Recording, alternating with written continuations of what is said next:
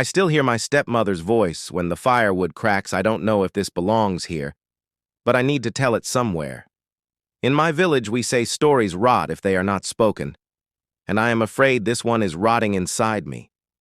I grew up in a small compound at the edge of the savannah, where the red dust clings to your ankles like it wants to follow you home. My mother died when I was still small enough to fit between her knees while she braided my hair. I remember her hands more than her face. After she was buried, my father became quiet, like a drum with a torn skin. 2 rainy seasons later, he brought home another woman and told us to call her Ma. That was my first lesson. Words don't always mean what they say. At first, she smiled too much. Her teeth were white like peeled cassava, and she laughed loudly so the neighbors would hear. But smiles are easy in the daylight. At night, when the compound was quiet and the moon hung low like a listening ear, her real face came out. I was the one who saw it, because I was the one closest to her. She never beat me where people could see. Instead, she used hunger. "Food teaches discipline," she would say, handing my younger siblings full bowls while mine stayed empty. When I complained, she'd tilt her head and ask, "Are you calling me wicked?" In our culture, that question is a trap. You cannot answer it and still win. She made me wake before the rooster to fetch water from the river. The path was long and the grasses hid snakes. If I returned after sunrise, she'd say I was lazy. If I came back too early, she'd accuse me of stealing water meant for elders. No matter what I did, I was wrong. She said my mother spoiled me, said her blood made me stubborn. Sometimes she'd spit on the ground when she said my mother's name. My father didn't see it. Or maybe he did and chose not to. He worked far away, and when he came home, my stepmother would cry into his chest, telling him I disrespected her, that I was poisoning the children against her. He'd look at me with tired eyes and say, "Endure. A woman's anger passes like rain, but some rains don't pass. They flood." The worst day came during the dry season, when the earth cracked open like old pottery. She told me to take my little brother to the bush and gather wild yams. I knew the place she meant. Everyone did.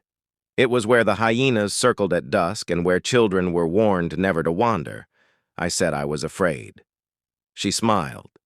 "Fear makes strong men," she said. "Go." Halfway there, my brother started crying. He was only 6, his legs thin like broomsticks. I wanted to turn back, but I remembered the way she looked at me when I disobeyed. So I kept walking, holding his hand, whispering songs my real mother used to sing. We never found yams. What we found was a pit hidden under leaves. My brother fell in. I still hear the sound his body made when it hit the bottom. I screamed until my throat tore. People came running, but by the time they pulled him out, his neck was bent at a way necks are not meant to bend. When we carried him home, my stepmother wailed the loudest. She beat her chest and cursed the spirits, cursed the bush, cursed me. She said I pushed him. She said jealousy made me blind. My father slapped me so hard I tasted blood and dust. That night, as women washed my brother's body, I sat outside, shaking. My stepmother came and sat beside me. Her voice was soft, almost kind. "This is what happens to children who don't listen," she said. "You should thank me. Now you know." Something inside me broke then, like a clay pot dropped on stone. After the burial, things changed. She grew bolder. She told people I carried bad luck. Crops failed, and she said it was because of me. A goat died, and she said I poisoned it. Even my shadow seemed to offend her. One evening, an old woman from the next village came to our compound. She looked at me for a long time, then asked my stepmother why my eyes were so old for such a young face. My stepmother laughed, but her laugh was thin. That night, the old woman called me to her hut. She told me what everyone else was afraid to say. Some people feed on pain the way others feed on millet. She said my stepmother's cruelty would one day turn back on her. because no path stays hidden forever. I left the village not long after. I didn't say goodbye.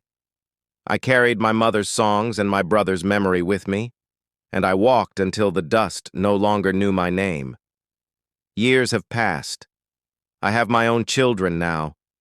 Sometimes they ask about their grandmother, about the woman who raised me. I tell them the truth, but gently. I tell them that not all mothers give birth, and not all who give birth are mothers. And sometimes, when the firewood cracks too sharply, I still hear her voice telling me fear makes strong men. Then I hold my children closer and remind myself, strength can also mean choosing not to become what tried to destroy you.